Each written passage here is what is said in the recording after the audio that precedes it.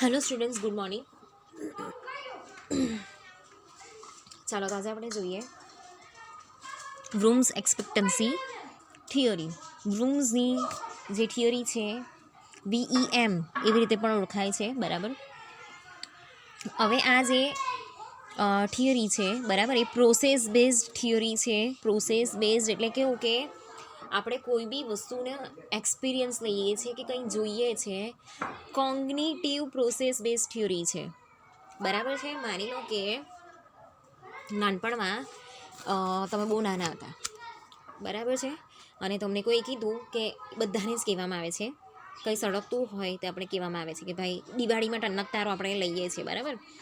તો ત્યારે એવું કહેવામાં આવે છે કે ભાઈ પકડતા નહીં તો દાઝી જશે, બરાબર. તો દાઝી જવું શું છે આપણને ખબર હોતી નથી ને આપણે કેવું હોય કે પેલું ઝગમગાટ થતું હોય તો નાનું છોકરું એને પકડવા કરે, બરાબર છે. બહુ બધા એવા છોકરાઓને મેં જોયા છે. તો કેવું છે કે ના એ સળગે છે, દાઝી જવાય, એ આપણને ખબર હોતી નથી, ઓકે. પણ જ્યારે આપણે ભૂલમાં બધા સાથે હોય, બરાબર, ત્યારે તો આપણે મોકો જ નથી મળવાનો. પણ જ્યારે ધ્યાન ચૂકે છે ને અચાનક આપણે એ વસ્તુ પકડી લઈએ તો દાઝી જવું શું એ આપણને ખબર પડે, બરાબર. પછી આપણને ખબર પડે છે કે હા આ વસ્તુ પકડવાથી દાઝે છે, આપણને હર્ટ થાય છે, બરાબર, દુખે છે, આ આગ છે, બરાબર, અને આ કહેવાય. એ બધી વસ્તુ ધીમે ધીમે આપણને ખબર પડે છે. નાનપણમાં 1-2 વાર તો આપણે દાઝેલા જોઈએ, બરાબર છે. તો એના લીધે આપણે જે વસ્તુ જોઈ કે ભાઈ દાઝી ગયા આપણે, બરાબર છે, આપણને ખબર પડી કે હા ભાઈ દાઝવું એટલે આ એનાથી હર્ટ થાય, લોહી નીકળે, બરાબર, ડૉક્ટર દવા બી લગાવી આપે, ઓકે. બીજું કોઈ પકડાય નહીં, બહુ દુખે, એવી બધી વસ્તુ આપણને ખબર પડે. પેન જે છે એ આપણને ખબર પડે કે તો આ વસ્તુ પકડવાથી આપણને દાઝી જઈએ છે, પેન થાય છે, બરાબર, દવા લગાવવામાં આવે છે, ટ્રીટમેન્ટ થાય છે, એ બધી વસ્તુ આપણને ખબર પડે, ઓકે. તો પછી આપણે બીજી વાર એ વસ્તુ કરવાની ડેર કરીએ નહીં, ઓકે. એવી રીતે પાણી, તો પાણી ગરમ હોય ઠંડુ હોય આપણને ખબર પડતી નથી. પાણી છે, પાણીમાં છપછપિયા કરવાનું નાના છોકરાઓને ગમતું હોય, ગરમ પાણીમાં આપણે હાથ બોરી દીધો, બરાબર છે, તો દાઝી જ ગયા. તો એવી બધી નાની નાની વસ્તુ, આ નાના નાના એક્ઝામ્પલ છે ખાલી, બરાબર છે. પ્રોફેશનલ લાઈફમાં તો આપણને બહુ બધી વસ્તુ જે છે, બરાબર છે, એમાં કેટલા એફર્ટ કરવા પડે, કેટલી મહેનત કરવી પડે, કેટલું મગજ કસવું પડે, બરાબર. એ એફર્ટથી આપણે બધી વસ્તુ જે છે એ શીખીએ છીએ, બરાબર. એનાથી આપણું જે પરફોર્મન્સ છે ને આપણે સુધારીએ છીએ. તો વ્રુમ્સ એક્સપેક્ટન્સી થિયરી, ચાલો તો અહીંયા કેવી વસ્તુ છે કે જે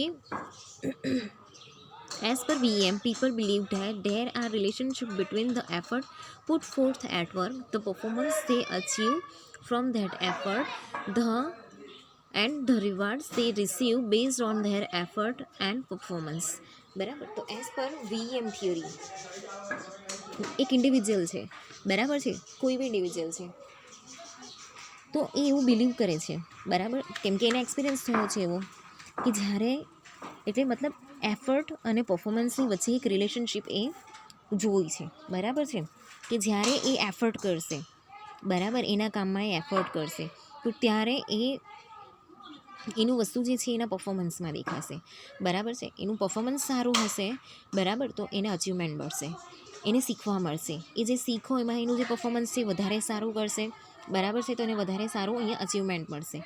એના જે એફર્ટ છે એ એફર્ટમાંથી એને અચીવમેન્ટ મળશે, બરાબર છે. એ જે અચીવમેન્ટ છે એમાંથી એને રિવાર્ડ્સ મળશે, બરાબર છે.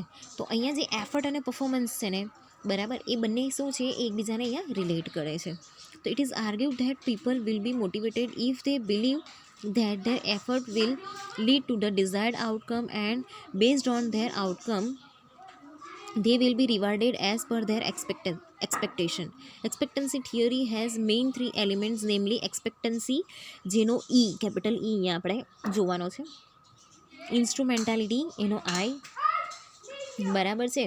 ઇન્સ્ટ્રુમેન્ટાલિટીની અંદર શું આવશે કે ભાઈ પરફોર્મન્સ અને રિવાર્ડ.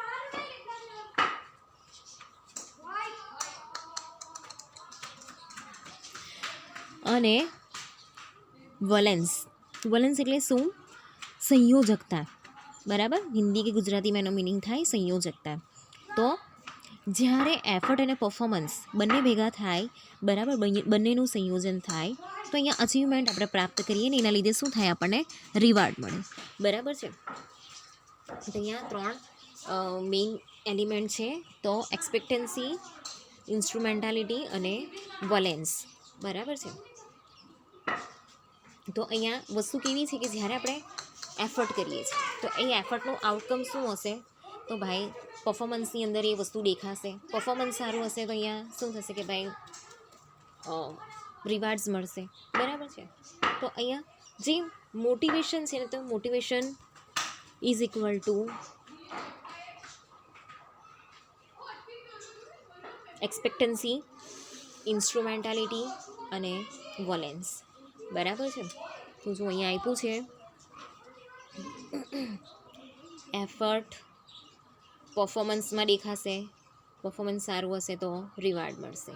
બરાબર. એક્સપેક્ટન્સી શું છે કે ભાઈ એફર્ટ આપણે સારા કરીએ છીએ. બરાબર છે. ઇન્સ્ટ્રુમેન્ટાલિટી તો એના માટે આપણે પરફોર્મન્સ સારું હશે તો રિવાર્ડ મળશે. બરાબર. આ બધાનું સંયોજન એટલે વોલેન્સ. ઓકે. તો આપણે જોઈએ ડિટેલમાં બ્લૂમ્સ એક્સપેક્ટન્સી થિયોરી.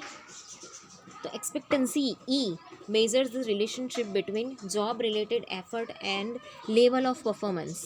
બરાબર.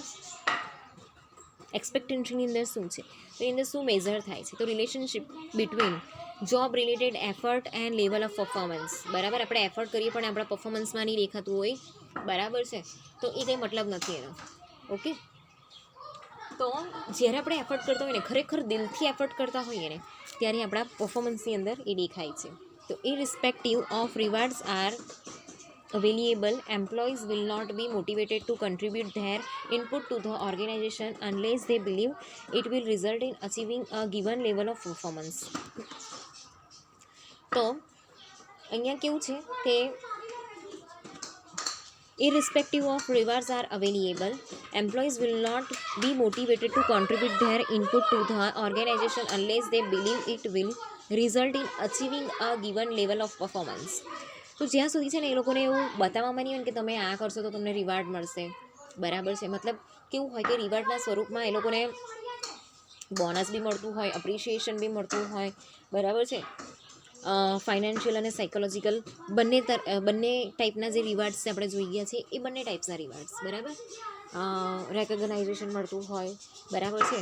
એ લોકોને પ્રમોશન મળતું હોય. એ કાઇન્ડ ઓફ એવા બધા રિવાર્ડ્સ જ્યારે એમ્પ્લોઈઝને બતાવવામાં આવે ને તો જ એ લોકો મોટિવેટેડ થાય. બરાબર છે. જ્યારે રિવાર્ડ્સ જે છે એ લોકોને બતાવવામાં નહીં આવે તો એ લોકો મોટિવેટ થતા નથી. બરાબર છે. એ લોકો પોતાના કામને કંઈ કન્ટ્રીબ્યુટ કરી શકતા નથી કે આપણે ભાઈ આ લેવલ પર જ કામ કરવાનું છે ને, અહીંયાથી આગળ તો આપણે વધવાનું નથી. બરાબર છે. આપણે આ સેલેરીમાં થોડાક વર્ષ સુધી કામ કરવાનું છે ને, તો એ લોકોનું પરફોર્મન્સમાં કંઈ દેખાશે નહીં. બરાબર છે. તો જ્યારે એક કેવું છે કે ઇનપુટની અંદર એક પરફેક્ટ લેવલનું જ્યારે આપણને રિઝલ્ટ જોઈતું હોય ને, બરાબર છે, કે એક પરફોર્મન્સ જે હોય, લેવલ ઓફ પરફોર્મન્સ એ જ્યારે આપણને હાઈ જોઈતું હોય ને, ત્યારે અહીંયા આપણે જે રિવાર્ડ્સ છે, બરાબર છે, એની લાલચ આપણે આપવી પડે. તો for example, if employees do not think that they are capable of performing at an adequate level even with their maximum effort, their motivation to perform at that level will be zero. બરાબર. તો જ્યારે એક employ છે એવું વિચારતો હોય કોઈ બી, બરાબર, કે હું આ લેવલ પર કે આ જગ્યા પર હું કામ કરું છું અને હું એ વસ્તુ પરફોર્મ કરવા માટે મતલબ રેડી નથી, મારાથી નહીં થશે. બરાબર. હું મારા મેક્સિમમ એફર્ટ મૂકા ને તો બી મારાથી નહીં થવાનું. બરાબર છે. તો અહીંયા એને છે ને કામ કરવાનું મોટિવેશન જ નહીં મળે. બરાબર છે. એની સીધી અસર કેવું છે કે એના પરફોર્મન્સ પર પડશે અને પરફોર્મન્સ લેવલ કેવું હશે? Zero. Okay. The value of expectancy ranges from 0 to 1. If an employee perceives that there is no chance that effort will lead to the desired performance level, the expectancy is 0. બરાબર. તો અહીંયા એક range નક્કી કરવામાં આવેલી છે 0 થી 1ની વચ્ચેની. બરાબર છે. પણ એમ્પ્લોય જ્યારે પોતાના ડિઝાયર્ડ લેવલનો અહીંયા એફર્ટ કરે છે, બરાબર છે, તો અહીંયા પોતાના પરફોર્મન્સ લેવલની અંદર પણ એ ડિઝાયર્ડ લેવલનો અહીંયા માર્ક એ મેળવી શકે છે. પણ જ્યારે કેવું છે કે એ મોટિવેટ જ નહીં થતો હોય તો એક્સપેક્ટન્સી કેવી છે, અહીંયા ઝીરો થઈ જાય છે. On the other hand, if the employee is sure that the task will be completed, the expectancy has a value of 1. Generally employ estimate of expectancy like somewhere between these two extremes. બરાબર છે. તો હવે એનું લાગે છે કે હા ભાઈ મારું ટાસ્ક જે કમ્પ્લીટ થયું છે એમાં મેં સારું પરફોર્મન્સ આપ્યું છે, મારા એફર્ટ મૂક્યા છે, બરાબર છે. તો એ 0થી 1ની વચ્ચે 1 પર જઈને એ અટકશે કે મારી વેલ્યુ 1 હોવી જોઈએ, મેં પણ એફર્ટ કર્યા છે, બરાબર છે. તો આ જે એક્સપેક્ટન્સી જે છે એ એને મોટિવેટ કરતી હોય, બરાબર છે. એના પછી છે ઇન્સ્ટ્રુમેન્ટાલિટી. તો ઇન્સ્ટ્રુમેન્ટાલિટીનો એની અંદર છે instrumentality measures the relationship between performance and outcome. બરાબર છે. એમ્પ્લોયનું જે પરફોર્મન્સ હોય અને એનું જે આઉટકમ હોય. A second stage analysis for motivation. It is an individuals estimate of probability that a given level of achieve task performance will lead to various work outcomes such as pay increase, promotion, reward, recognisation, etc.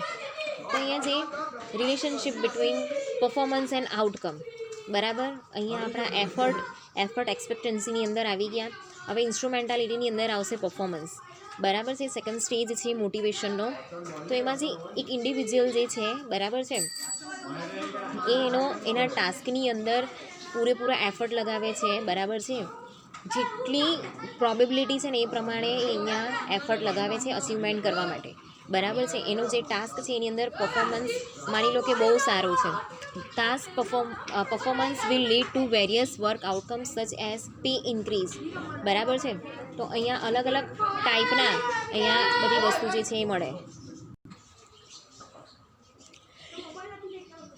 તો એની અંદર આપણને મળશે pay increase, બરાબર છે. Salary વધશે, promotion મળશે, awards મળશે, રેકગ્નાઇઝેશન મળશે, અપ્રિશિએશન મળશે, બરાબર છે. આવી અલગ અલગ વસ્તુ જે છે એ મળે છે. It also ranges from 0 to 1.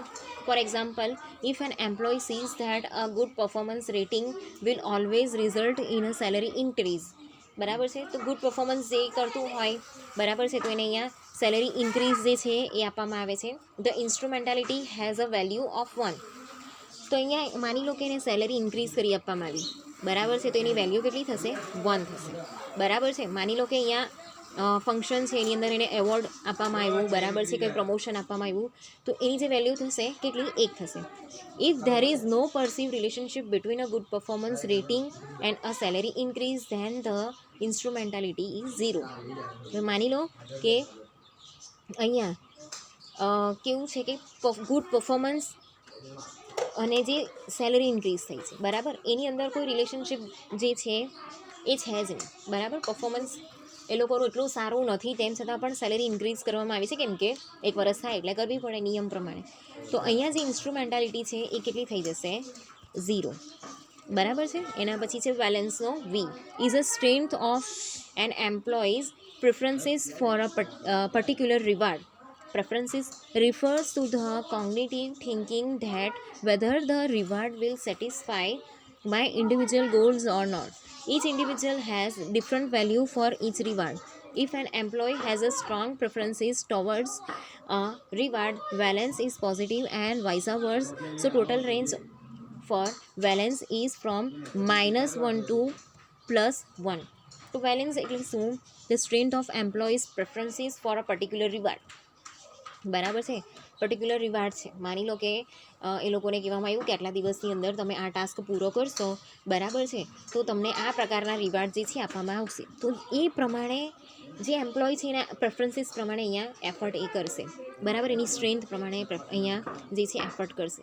તો preferences refers to the cognitive thinking that whether the reward will satisfy my individual goal or not, બરાબર છે. તો અહીંયા પ્રેફરન્સીસ શું છે? તો એનું પોતાનું સાયકોલોજીકલ થિંકિંગ છે કે આ જે રિવાર્ડ મને પ્રોવાઈડ કરવામાં આવશે મારા એફર્ટ માટે, બરાબર, તો હું જે અચીવ કરો એના માટે, તો મારા જે ગોલ છે, ઇન્ડિવિજ્યુઅલ ગોલ્સ છે, એને પણ એ સેટિસ્ફાય કરશે. તો it individual has different value for each reward, બરાબર છે. જે અલગ અલગ ઇન્ડિવિજ્યુઅલ્સ છે એના માટે આ વસ્તુ જે છે એ અલગ રીતે એ લોકોને જોતા હોય. If an employee has a strong preferences towards a reward, balance is positive and vice versa, બરાબર છે. તો જે એમ્પ્લોય છે, બરાબર છે, એ આ જે વસ્તુ જે છે એને વધારે કન્સિડર કરતા હોય તો અહીંયા કેવું છે કે એ પ્રમાણે અહીંયા એના પ્રેફરન્સીસ એ નક્કી કરે, બરાબર. એને રિવાર્ડ જે છે એ વધારે વેલ્યુએબલ હોય તો અહીંયા એના પ્રેફરન્સીસ જે છે એ સ્ટ્રોંગ હશે, બરાબર છે. તો એ પ્રમાણે બેલેન્સ જે છે એ પોઝિટિવ બી હોઈ શકે છે, નેગેટિવ બી હોઈ શકે છે, ગમે તો એ જે વસ્તુ છે એને -1થી +1 સુધી અહીંયા માપવામાં આવે છે. તો આમ જે એક્સપેક્ટન્સી, ઇન્સ્ટ્રુમેન્ટાલિટી અને જે બેલેન્સ છે, બરાબર, એ ત્રણનું કોમ્બિનેશન જે છે એ બ્લૂમ્સ એક્સપેક્ટન્સી થિયરીમાં છે. ઓકે, તો જે VEM છે has gone 1 step ahead of Maslow's need of hierarchy, બરાબર, એક સ્ટેપ ઉપર ગયા છે. Maslow's theory of need deals with only need of an individual but Bloom include expectation of individual as one of the source of motivation, બરાબર. પેલું જે છે ને એક ઇન્ડિવિજ્યુઅલ માટે હતું. હવે અહીંયા છે ને કેવું હોય છે કે એની અંદર ઇન્ડિવિજ્યુઅલની સાથે બીજા જે સોર્सेस ઓફ મોટિવેશન છે જે આખા હ્યુમન બિંગને, આખા હ્યુમન રિસોર્સિસ છે એને અહીંયા શું કરતા હોય છે, ઇન્સ્પાયર કરતા હોય છે, બરાબર છે. તો આ જે થિયરી છે એની અંદરથી બી આપણે એક આખી કોગ્નિટિવ બેઝ બહુ સરસ ઇન્ફોર્મેશન જે છે એ આપણે મળી છે.